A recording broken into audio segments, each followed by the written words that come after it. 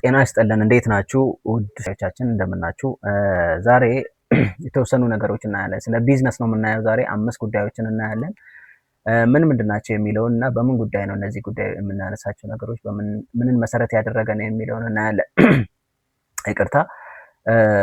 ስለዚህ በዋነኝነት የምናየው ብዙ ጊዜ ሰዎች ከቅጥር መውጣት ይፈልጋሉ፣ ቢዝነስ መጀመር ይፈልጋሉ፣ አዲስ ቢዝነስ መጀመር ፍላጎት አለ እና ይህ ቢዝነስ ለመጀመር ታዲያ ብዙ ጊዜ ምን ያስፈልጋል የሚለውን ሰው ትኩረት አያደርግም። ስሜታዊ ሆኖ ሊሆን ይችላል፣ ይጀምራል፣ በስሜት ሊነሳሳ ይችላል። ግን ከስሜት ባለፈ ነገር ስኬታማ ለመሆን ስኬታማ የቢዝነስ ሰው ለመሆን በስኬት ለማጠናቀቅ ወይም ደግሞ ስኬታማ ቢዝነስን ለማቋቋም የሚያስፈልጉ ነገሮች አሉ። መሰረታዊ ነገሮች ወይም ቅድመ ሁኔታዎች ማሟላት ያለብን ነገሮች አሉ። ብዙ ነገሮች አሉ። ከዛ ውስጥ ግን በዋነኝነት እኛ እስኪ 5ቱን ጨመቅ አድርገን የምናያቸው ይሆናሉ። አስፈላጊዎች ወይም ፕሪኮንዲሽኖች የምንላቸው ናቸው ማለት ነው። እነዚህ ምንድን ናቸው? አዲስ ቢዝነስ ለመጀመር ካሰቡ ስኬታማ ለመሆን በጥሩ ዝግጅት መጀመር ወሳኝ ነው። ስለዚህ ጥሩ ዝግጅት የምንላቸው 5 ነገሮችን እናያለን ማለት ነው። ወይም ቢዝነስ ከመጀመሩ በፊት እነዚህን 5 ነጥቦች ማሟላቱን ያረጋግጡ፣ እርግጠኛ መሆን መቻል አለበት። እነዚህ ምንድን ናቸው 5 ነገሮች የሚለውን እስኪ እኔ ከመጀመሪያ አንደኛው ምንድነው? ከሙያ ጋር የሚሄድ ዘርፍ መምረጥ ወይም ደግሞ choose a business that matches your skill። እኔ በምን ጥሩ ነኝ? እኔ በምን ተመርቄያለሁ? ምን ላይ ጎበዝ ነኝ? ሰዎች ምን የኔን እርዳታ ሲጠይቁ ምን እርዳታ ይጠይቁኛል? ሰዎች በምን ጥሩ ነህ ይሉኛል?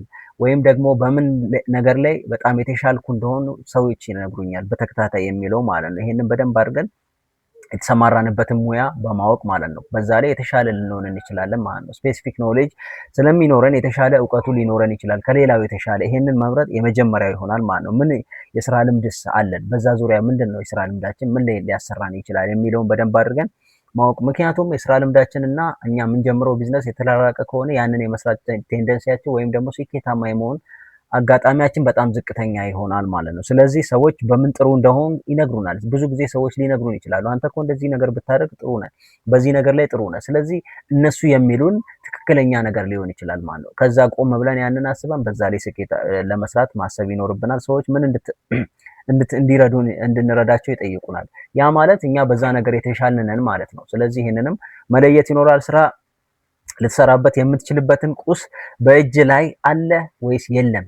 ምን ስራዎች ለምሳሌ የምንሰራው ስራ ካለ በዛ ዙሪያ ላይ እጃችን ላይ ያሉ ቁሳቁሶች ኮስት የማያደርጉን ወይም ደግሞ ተጨማሪ ወጪ ላያስወጡን የሚችሉ ልንጠቀምባቸው የምንችላቸው ቁሳቁሶች በእጃችን ላይ መኖራቸውን በደንብ አድርገን ልናረጋግጥ ይገባል ማለት ነው።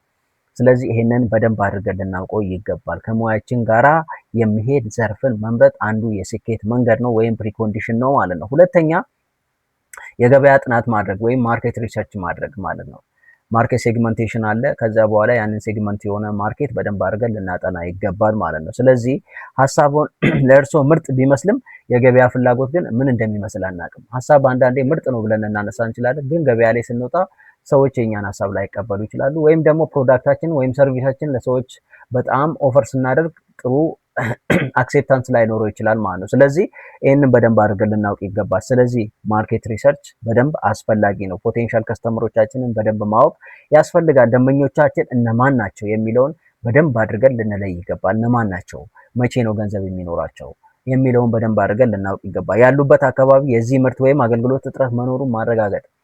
እኛ የምንኖርበት አካባቢ ለምሳሌ እዛ አካባቢ ላይ ምን አይነት ሰርቪስ እጥረት አለ፣ ምን ሰርቪስ ሬንደር ባደርግ ወይም ባቀርብ ሰዎች ሊገለገሉ ይችላሉ፣ ወይም ደግሞ ምን ፕሮዳክት ያጥራል እዛ አካባቢ። ስለዚህ እዛ አካባቢ የሚያጥረውን አስፈላጊ ሆኖ የምናገኘውን ነገር እዛ አፕላይ ብናደርግ ወይም ብንሰራ ስኬታማ ልንሆን እንችላለን ማለት ነው። ያሉበት አካባቢ በጣም ወሳኝ ነው። እዛ አካባቢ በደንብ አድርገን ኦፖርቹኒቲዎችን ማየት አስፈላጊ ነው ማለት ነው። ሌላ ተወዳዳሪዎቻችን ለማን ናቸው? ጥንካሬያቸውስ ምንድን ነው? ድክመታቸውስ ምንድን ነው የሚለውን በደንብ አድርገን ልናጠና ይገባል ማለት ነው። ሶስተኛ ተግባራዊ ሊሆን የሚችል የቢዝነስ እቅድ ማዘጋጀት ወይም ደግሞ ፕሪፔር ፕራክቲካል ቢዝነስ ፕሮፖዛል ወይም ቢዝነስ ፕላን ማለት ነው። ምን የሚባል አለ? ያለ እቅድ መጓዝ መስመር እንደሌለው ባቡር ነው። ወይም ደግሞ አንዳንድ የሚባል ብዙ ጊዜ በእንግሊዝኛው የሚባል አባባል አለ፣ ፌሊንግ ቱ ፕላን ኢዝ ፕላኒንግ ቱ ፌል የሚባል አለ። ስለዚህ ሳናቅድ ከተንቀሳቀስን ለውድቀት እያቀድን መሆኑን በደንብ አድርገን ማወቅ ይኖርብናል። ስለዚህ ምን ማድረግ አለብን? ፕራክቲካል ሊተገበር የሚችል ቢዝነስ ፕላን ያስፈልገናል ማለት ነው። ወደ ስራ ከመግባታችን የሚከተሉትን ጥያቄዎች የሚመልስ መሆን አለበት። ታዲያ ይሄ ቢዝነስ ፕላን ስናዘጋጅ ለመጀመር ምን ያህል ካፒታል ያስፈልገኛል? ወራዊ ወጪ ምን ያህል ነው?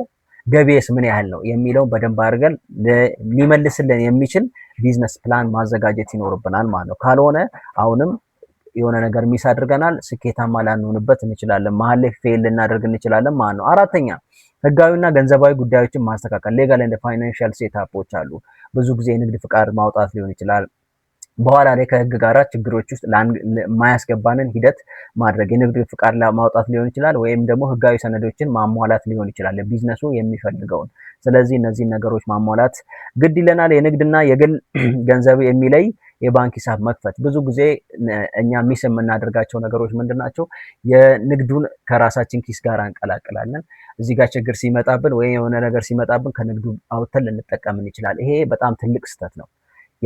በንግዱ ቦታ የራሱ አካውንት ሊኖረው ይገባል። ምክንያቱም ኤክስፔንሳችንን በደንብ አድርገን ወይም ካሽ ፍሎዋችንን በደንብ አድርገን ኢንካም ስቴትመንታችንን ማወቅ እንድንችል በንግዱ ቦታ የራሳችን በራሳችን ቦታ ምናልባት ቢቸግረን እንኳን ከንግዱ እንበደርና መመለስ ይኖርብናል እንጂ ያንን ሚክስ ማድረግ በጣም ትልቅ ስህተት ነው ማለት ነው። ስለዚህ ያንን ማድረግ ያስፈልጋል። መነሻ ካፒታልና ድንገተኛ ወጪዎችን የሚሸፍን በጀት አንዳንዴ ኢመርጀንሲ ይኖራል። ለዛ ደግሞ ከቢዝነሱ ከምናነሳ ለዛ የሚሆኑ በጀት ማዘጋጀት አስፈላጊ ነው ማለት ነው። ስለዚህ ይሄንን በደንብ አስቀድመን ልናስብበት ይገባል። አምስተኛ ግብይትና ፕሮሞሽን ስትራቴጂ መንደፍ፣ ማርኬቲንግ ስትራቴጂ የምናመርተው ፕሮዳክት ወይም ምርት ወይም ደግሞ የምንሰጠው ዴሊቨር የምናደርገው ሰርቪስ እኛው ራሳችን አይደለም የምንጠቀመው፣ ምክንያቱም ሌላ ሰው ነው የሚጠቀመው። ስለዚህ ጥሩ ምርት ቢኖረንም ወይም የራሳችን ቢሆንም ጥሩ ምርት ቢኖረንም ጥሩ አገልግሎት ዴሊቨር ብናደርግም ወሳኙ ግን ሰዎቻችን ወይም ደግሞ ከስተመሮቻችን ካላወቁት ምንም ዋጋ የለም። ስለዚህ ከስተመሮቻችን እንዴት ነው ተደራራሽ የምናደርገው? ኢምፐርሰን ነው፣ ሰው በሰው ነው፣ ሪፈራል ነው የምንጠቀመው፣ ሰው በሰው የማስተዋወቅ ነው፣ ሶሻል ሚዲያ ነው የምንጠቀመው፣ ላይክ ኤፍቢ ሊሆን ይችላል፣ ቲክታክ ሊሆን ይችላል፣ ምንድነው ቴሌግራም ሊሆን ይችላል። እነዚህ ነው የምንጠቀመው ወይስ አቅመዋለን? ሜንስትሪም ሚዲያ ላይ የማስተዋወቅ አቅመዋለን? ማወቅ አለባቸው ከስተመሮቻችን። እኛ ብናመርትም ጥሩ አድርገን ሎ ፕራይስም ቢሆን እኛን ካላወቁን አላወቁንም ማለት ነው። ስለዚህ ይሄንን በደንብ አድርገን ማስተዋወቅ ይኖርብናል ማለት ነው። ደንበኞቹ የሚያገኙበትን ቦታ መለየት፣ በማህበራዊ ሚዲያ በአካልም በሰውም ለማስተዋወቅ የት ጋ ነው የምናገኛቸው? የት ጋ ነው የሚኖሩት? የኛ ደንበኛ ፍላጎታቸው የኛን እቃ ወይም የኛን ፕሮዳክት ወይም ሰርቪስ የሚፈልጉት የት አካባቢ ነው የሚለውን በደንብ አድርገን መለየት ያስፈልጋል። ምርቶን ወይም አገልግሎቶን ልዩ የሚያደርገው ምንድን ነው? ከሌላው የተለየ የሚያደርገው ምንድን ነው? የሆነ እሴት ይዘን መቅረብ መቻል አለብን። አሁን ብዙ ፕሮዳክቶች አሉ፣ ብዙ ሰርቪሶች አሉ፣ ተመሳሳይ ሊሆኑ ይችላሉ። እነሳን ተመሳሳይ ይዘን ልንቀርብ እንችላለን። ሆኖም ግን ከነዛ የተሻለ ነገር ይዘን መቅረብ አለብን። ልዩ የሚያደርገንን ነገር ምንድናቸው? እነዛ ልዩ የሚያደርጉ ነገር ፕራይስ ሊሆን ይችላል፣ ልዩ የሚያደርገን ኳሊቲ ሊሆን ይችላል። የሆነ ቫልዩ ይዘን መቅረብ መቻል አለብን። ዱሬቢሊቲው ሊሆን ይችላል ማለት ነው። አገልግሎቱ የረዥም ጊዜ አገልግሎት ሊሆን ይችላል። የተለየ ነገር ብቻ ይዘን መምጣት መቻል አለብን። ካልሆነ አሁንም ወደ ገበያው መግባታችን አስፈላጊ አይሆንም። አንዱን ሚስ ልናደርግ አይገባም። ስለዚህ እነዚህን አምስቱን ነገሮች በደንብ አድርገን ልናውቃቸው ይገባል ማለት ነው። ስላዳመጣችሁኝ አመሰግናለሁ።